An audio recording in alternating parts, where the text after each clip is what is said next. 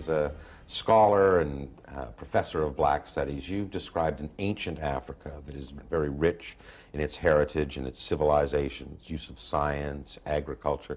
Describe ancient Africa to us, the kind of Africa that you've been studying and unearthing. We have images, and these images dominate us. These images dominate us, and the image of Africa has been totally destroyed by recent discoveries. It's just that most people do not know of those discoveries.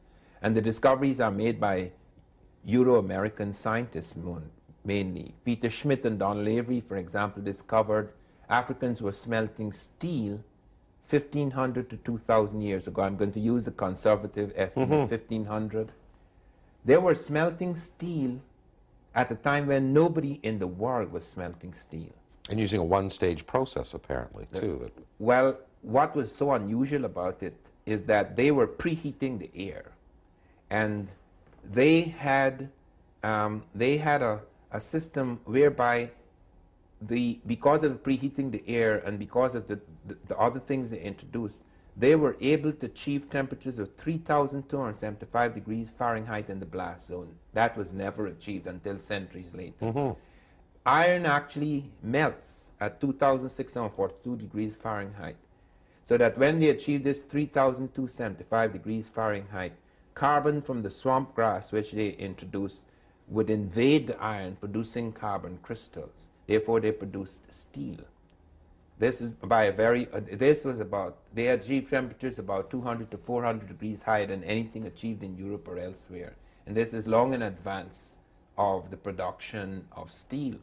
And the East Indians from India would come into the port of Dar es Salaam. They would pick up this steel, which they call Wu steel, and they exported it to Europe, and Europe made Damascus swords. So the finest swords in the world were really made from African steel. The history of iron and metallurgy in Africa is a fascinating journey that spans millennia and encompasses diverse cultures and civilizations. While specific dates can be challenging to pin down with precision, archaeological evidence provides a compelling narrative of the development of ironworking on the African continent. The advent of ironworking in Africa is generally associated with the transition from the late Stone Age to the early Iron Age occurring around 3000 BCE in regions such as the Sahara and the ancient kingdom of Nok, which is present-day Nigeria, witnessed early experimentation with iron smelting and forging. The kingdom of Meroe, located in present-day Sudan, emerged as a center of iron production and trade. Skilled metalworkers in Meroe utilized locally available iron ore to create tools, weapons, and ceremonial objects.